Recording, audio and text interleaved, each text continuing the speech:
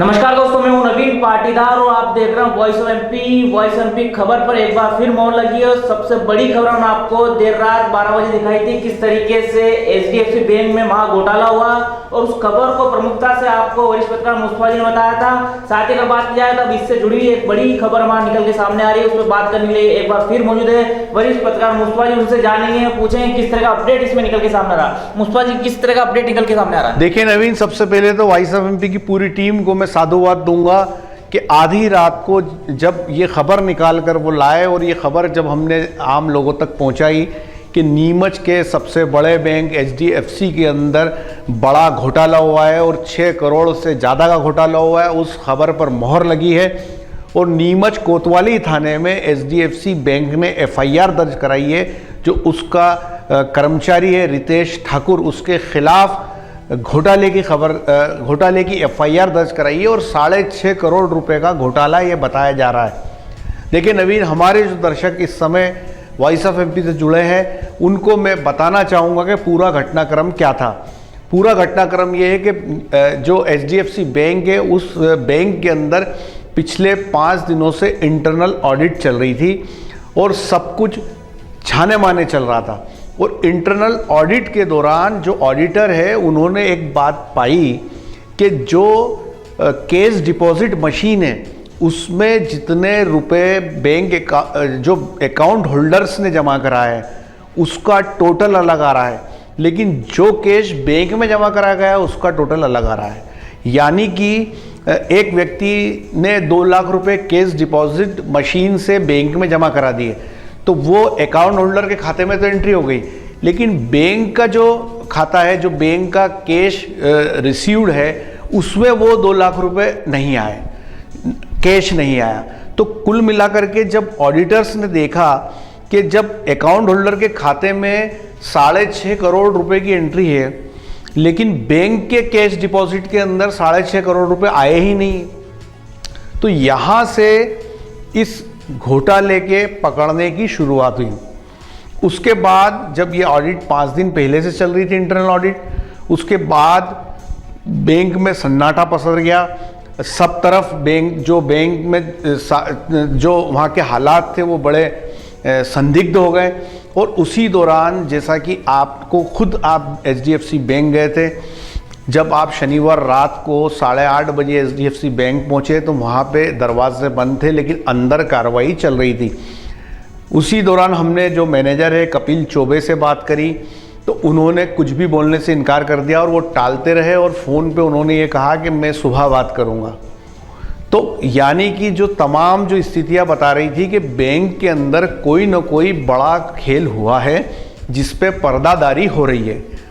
तो उसी दिन शनिवार रात को हमने ये खबर लोगों तक पहुंचाई कि एचडीएफसी बैंक में कुछ घटा है और कैश डिपॉजिट मशीन से जो रुपया है वो कोई लेके गया और उसने वो रुपये अपने पास रख लिए।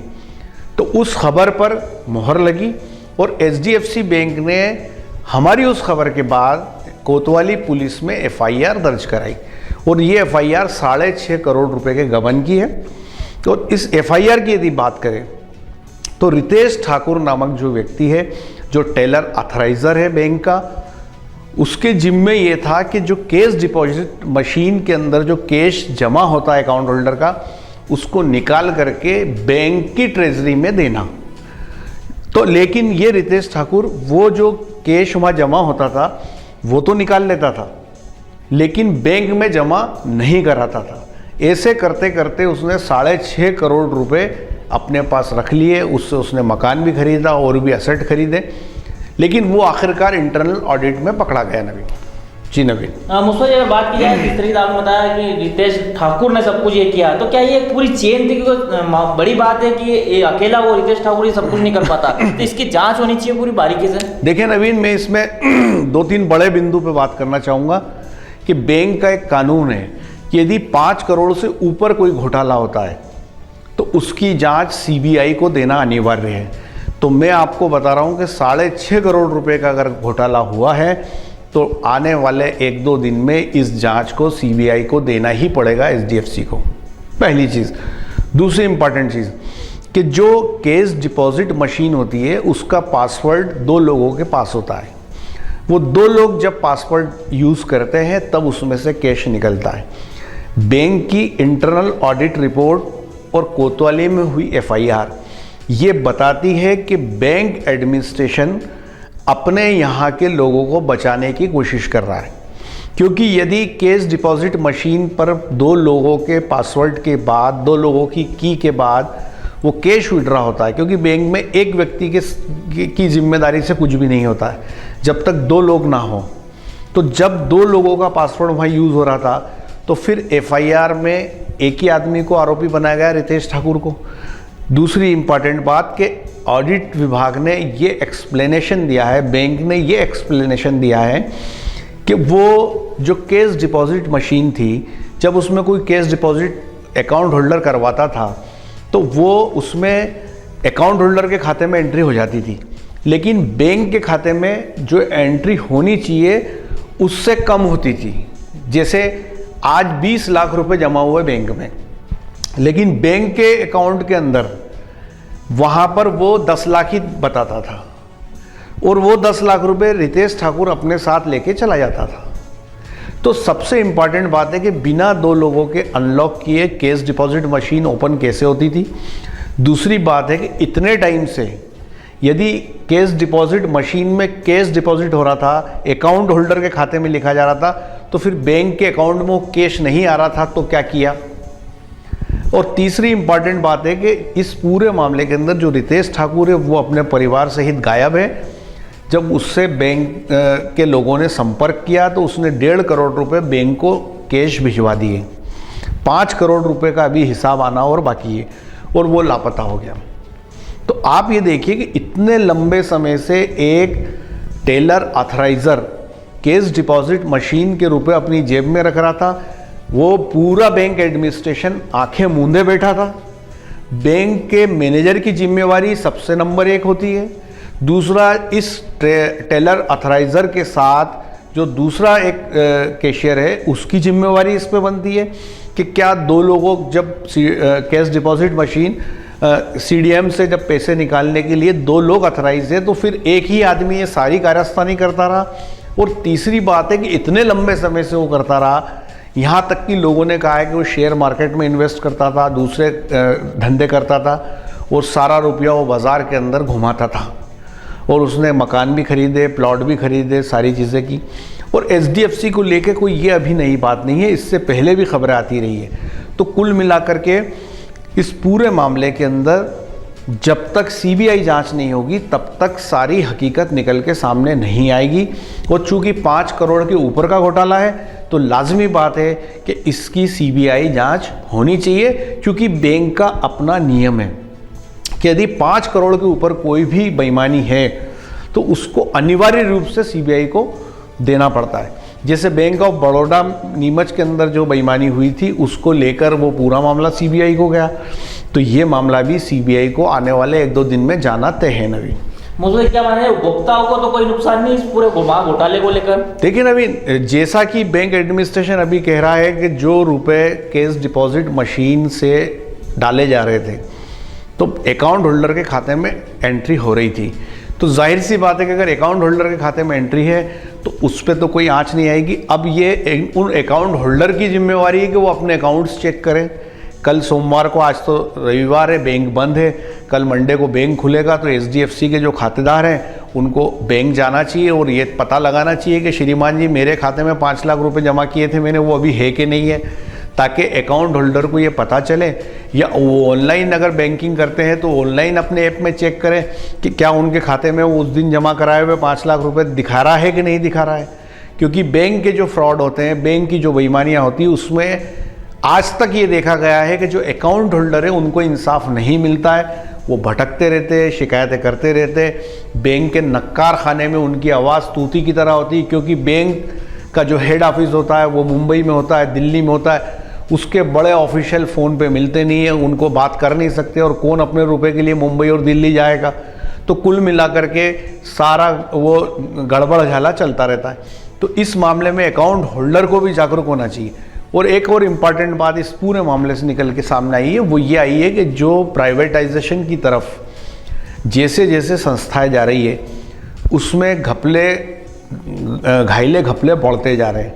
और जो आउटसोर्सिंग से काम कराने का जो एक सिस्टम डेवलप किया है, क्योंकि औने पौने दाम पे काम होता है। आज एक बैंक कर्मचारी को आप बैंक में रखते हैं तो उसकी तनख्वाह 50,000, 60,000, 70,000 रुपये बनती।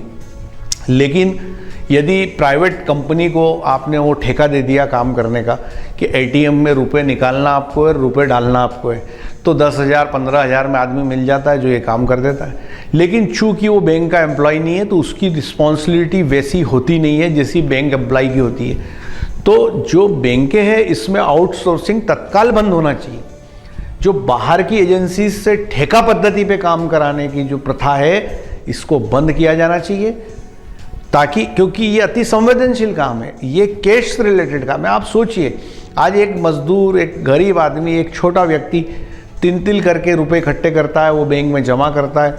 कई लोग हैं, कोई 2,000 रुपये कैश डिपॉजिट करता है, कोई 500 रुपये करता है, कोई 50,000 करता है। तो आप ये देखिए कि ये जो कैश डिपॉजिट मशीन है इस पे आज किसी ने, चलिए ये तो आप कह रहे हैं कि अकाउंट में एंट्री हो गई, अगर मान लो वो नहीं हुई होती तो ये अकाउंट होल्डरों की जवाबदारी कौन लेता, इनके पैसे कौन लौटाता। फिर एक और बात है कि अभी नीमच में एचडीएफसी ने एक और ब्रांच खोल दी H2। तो आप एक तरफ ब्रांचेस खोलते चले जा रहे हैं, दूसरी तरफ आपकी बैंक के अंदर इस तरह की बेईमानी का खेल हो रहा है। इतने लंबे समय से आपका जो टेलर ऑथराइजर था रितेश ठाकुर, वो लोगों के रुपए जेब में रखता गया और बैंक में इतने लोग बैठते हैं। बैंक का मैनेजर क्या कर रहा था, कपिल चौबे जो यहाँ के बैंक मैनेजर है, वो क्या कर रहे थे कि ये रुपए जमा करा रहे थे तो वो बैंक में आ नहीं रहे थे और 6.5 करोड़ रुपए बैंक में नहीं है और बैंक को पता नहीं चला। आपके हमारे घर में 100 रुपये, 50 रुपये अगर घर में ना मिले तो हम पूरा घर छान मारते। कहिए आप, मैं गलत हूँ कि सही हूँ? और बड़े अचरज की बात है कि आम पब्लिक का पैसा 6.5 करोड़ रुपए, वो तो पुलिस की जांच में, सीबीआई की जांच में पता चलेगा कि 6.5 करोड़ है कि कितने हैं। ये तो बैंक का आंकड़ा है 6.5 करोड़ का। तो ओवरऑल अगर ये इंटरनल ऑडिट नहीं आती तो ये बेईमानी कितने टाइम चलती रहती, आप और हम इसका अंदाज़ा नहीं लगा सकते। और सबसे खास बात है कि इस पूरे मामले को लेकर मैं YSFMP की टीम और एडिटर नवीन पाटीदार को साधुवाद दूंगा, जिन्होंने सबसे पहले इस खबर पर काम किया। परसों जब उनके कानों तक सुगबुगाहट पहुंची तो वो सीधे HDFC बैंक पहुंचे। कम से कम 2 घंटे उन्होंने HDFC बैंक में वहाँ गुजारे, लेकिन आपको अंदर नहीं जाने दिया गया।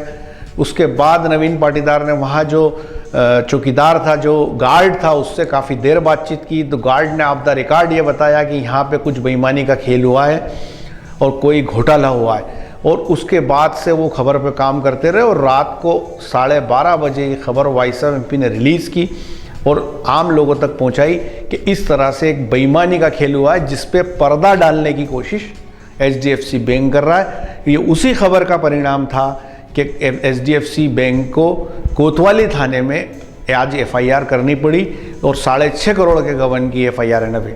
बड़ी बात, बड़ी खबर हमने आपको बताई थी किस तरीके से नीमच के HDFC बैंक में महा घोटाला हुआ, घपला हुआ, उसे लेकर हमने आपको खबर प्रकाशित की थी और हम ये खबर बारीकी से आपको बताया था किस तरीके से इस पर जो है हमने काम किया और साथ ही क्या बड़ी अपडेट हमने से निकल के आई। उसके बाद हम लगातार कह रहे थे कि कल सुबह तक अगर बात की जाए तो रविवार तक या सोमवार तक FIR हो सकती है और हमारी खबर में मोहर लगती हुई दिखी। और उसके बाद जो है हमारी खबर के बाद HDFC बैंक के बड़े अधिकारी सचेत हुए और उन्होंने जो है इस पूरे मामले को लेकर FIR कराई। साथ ही अगर बात की वरिष्ठ पत्रकार ने कहा कि अगर 5 करोड़ से बड़ा मामला है तो इस पर CBI जांच होनी चाहिए ताकि जो है इसमें कौन अधिकारी, कौन कर्मचारी मिले उसकी हकीकत सामने आए। ये था अब तक अपडेट। इसके अपडेट के लिए बने हमारे साथ। जय हिंद, जय भारत।